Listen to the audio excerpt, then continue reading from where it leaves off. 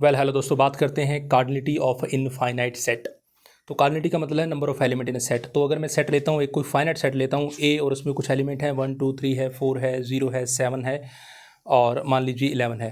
तो ये मेरे पास नंबर ऑफ एलिमेंट्स कुछ लिए और एक फाइनाइट सेट लिए, तो इसकी कार्डिनलिटी की अगर बात करें तो ये दोस्तों क्या हो जाएंगे, 7 हो जाएंगे, क्योंकि नंबर ऑफ एलिमेंट्स क्या है, 7 है।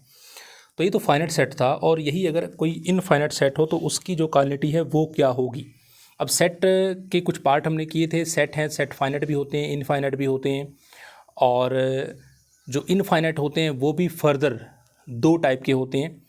एक हमने लिखे थे कि वो काउंटेबल इनफाइनाइट होते हैं, और एक अनकाउंटेबल इनफाइनाइट होते हैं। तो अब बात है हमारे पास कि जो इनफाइनाइट सेट होते हैं उनकी कार्डिनलिटी क्या होगी।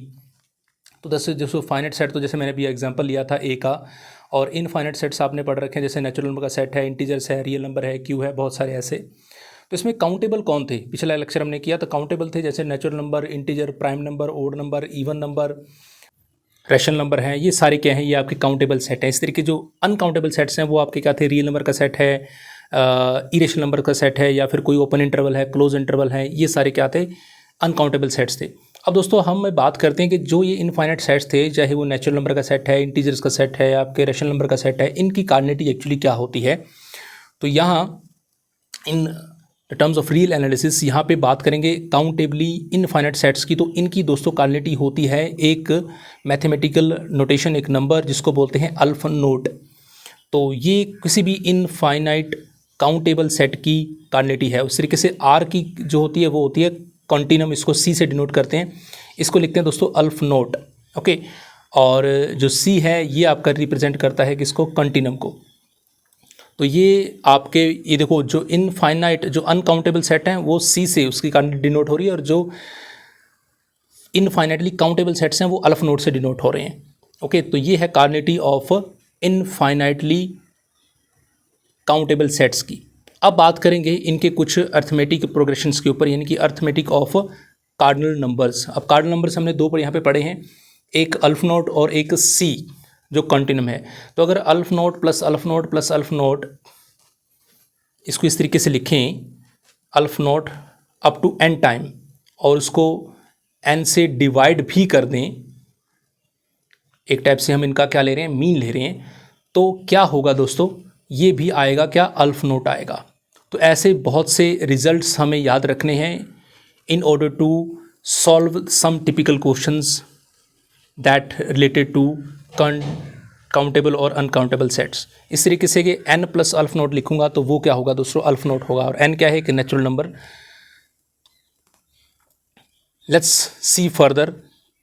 थर्ड नंबर पे अगर मैं लिखूं अल्फ नोट प्लस सी, तो that must be equal to c. देखिए c is greater than to अल्फ naught, दोनों ही कोई कार्डिनल नंबर है मेरे पास, और सी प्लस सी करोगे और इसको भी एज ए मीन रिप्रेजेंट करना चाहोगे और एन टर्म्स का, तो ये भी क्या होगा, इज इक्वल टू सी ही लिखा जाएगा। ओके, तो let's see the another thing.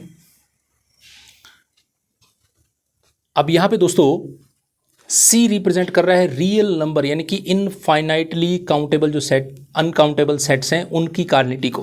तो यहाँ पे आपकी कन्फ्यूजन भी क्रिएट होगी जब मैं आगे क्वेश्चन कराऊंगा इसके बाद। तो पहले इसके से बेसिक चीज़ों को देख लो। सी की मल्टीप्लाई करोगे तो वो भी क्या आएगा, सी ही आएगा, यानी कॉन्टिनम्स की मल्टीप्लाई करोगे तो भी कंटिन्यूम आएगा, प्लस करोगे तो भी वो कंटिन्यूम ही आएगा, और अल्फ नोट प्लस सी करोगे तो सी आएगा, क्योंकि C is greater than to अल्फ naught. Okay, and sorry plus हम कर चुके हैं, मल्टीप्लाई करेंगे तो अल्फ naught into C that must be is equal to सी।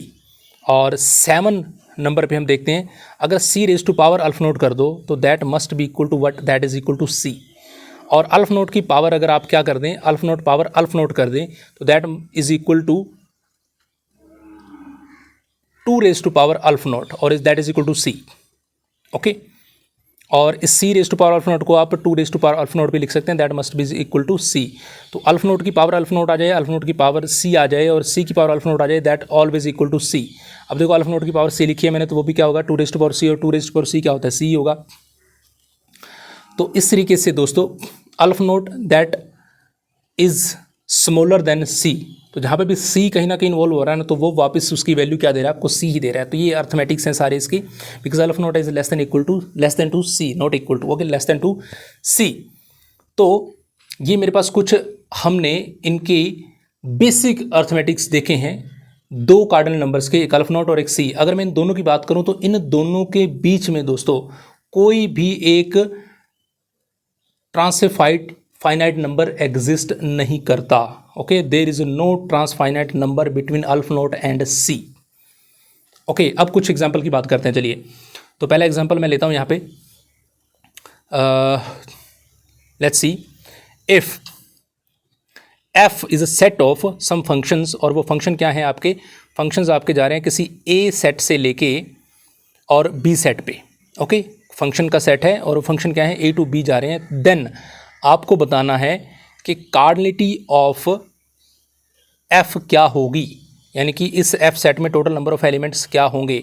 अब अगर मैं बात करूं, कार्डिनलिटी ऑफ a आपको दे रखी है अल्फा और कार्डिनलिटी ऑफ b आपको दे रखी है बीटा, यानी कि a में नंबर ऑफ एलिमेंट है अल्फा और बी में नंबर ऑफ एलिमेंट है बीटा, और ये आपको नीचे ऑप्शन दे रहा हूँ, alpha raise to power beta हो सकता है, beta raise to power alpha हो सकता है, अल्फा इनटू बीटा हो सकता है, या फिर नन ऑफ दिस हो सकता है। तो just try to give the answer of this question. इस पूरे सेट की कार्डिनलिटी क्या होगी एफ की, जो कि जिसमें कि फंक्शन है ए टू बी जाने वाले। दोस्तों देखो, हमने पढ़ा था टोटल नंबर ऑफ फंक्शंस कितने होते हैं। तो मान लो एक सेट लिया आपने जिसका नाम है एफ, और यहाँ पे फंक्शन एग्जिस्ट कर रहे हैं F1 F2 F3 बहुत सारे, और ये सारे फंक्शन कहाँ से कहाँ तक जा रहे हैं, ए टू बी जा रहे हैं। तो बात हमारे पास अगर सेट की बात करूं तो सेट की कार्डिनलिटी क्या थी, जब नंबर ऑफ फंक्शंस, यानी कि आपको ढूंढनी है नंबर ऑफ फंक्शंस यहाँ कितने बन सकते हैं। तो टोटल नंबर ऑफ फंक्शंस का एक फॉर्मूला था, हमने बेसिक पढ़ा था, वो आपको बताता कि ए टू बी अगर कोई फंक्शन जा रहा है तो टोटल उस सेट से उस सेट पे जाने वाले फंक्शन क्या हो सकते हैं, n raise to power m हो सकते हैं। अगर a में m एलिमेंट है, b में n एलिमेंट है, तो इस तरीके से यहाँ पे क्या हो सकता है, beta raise to power alpha. Okay, क्योंकि इसमें बीटा एलिमेंट है और उसमें अल्फा एलिमेंट्स है, तो that in beta raise to power alpha will be right answer. Let's see the another example. अब दोस्तों मैं मान लेता हूँ ऐसे ही एक और सेट लेता हूँ जिसका नाम भी क्या है, f है, कैपिटल F सेट लेता हूँ, और इसमें भी बहुत सारे फंक्शन हैं, और वो सारे फंक्शन कैसे हैं, तो ऑल द फंक्शंस, और वो फंक्शन जा रहे हैं बच्चों n to n। This time the function is n to n। तो आप बताइए कि कार्डिनलिटी ऑफ f क्या होगी, यानी कि अभी आपको ये बताना है कि इस f सेट में टोटल नंबर ऑफ एलिमेंट्स क्या हो सकते हैं। तो आपके पास कुछ ऑप्शन दे रहा हूँ मैं आपको। The first option, option A, number of elements हो सकते हैं अल्फ नोट, नंबर ऑफ एलिमेंट्स हो सकते हैं सी, और नंबर ऑफ एलिमेंट हो सकते हैं अल्फ नोट रेज़ टू पावर सी, और डी ऑप्शन है आपके पास, नंबर ऑफ एलिमेंट्स हो सकते हैं इनफाइनाइट और अनकाउंटेबल बोल सकते हैं। ठीक है, यानी कि काउंट ही नहीं कर सकते इनके नंबर ऑफ एलिमेंट्स को हम। तो दोस्तों कंसेप्ट इसमें भी वही यूज़ करो, सिंपल सा। आप सबसे पहले देखो कि आपका फंक्शन जा रहा है, नंबर ऑफ फंक्शन ही तो ढूंढने ना आपको, नंबर ऑफ टोटल फंक्शंस कितने बन सकते हैं, n टू n। तो n to n number of functions का फॉर्मूला क्या था आपका, m rays to power n। तो यहाँ पे x अल्फ नोट है, तो उसका भी अल्फ नोट है, तो यानी कि टोटल नंबर ऑफ फंक्शंस क्या बन जाएंगे, aleph naught raise to power अल्फ naught. और अल्फ naught raise to power अल्फ naught क्या होता है, 2 रेज़ टू पावर अल्फ नोट, या फिर इसको डायरेक्टली सी भी लिख सकते हैं। तो ये हमने फॉर्मूला पढ़ा था दोस्तों, aleph naught raise to power अल्फ naught, 2 raise to power अल्फ naught, और इसको क्या लिख सकते हैं, डायरेक्टली हम सी भी लिख सकते हैं।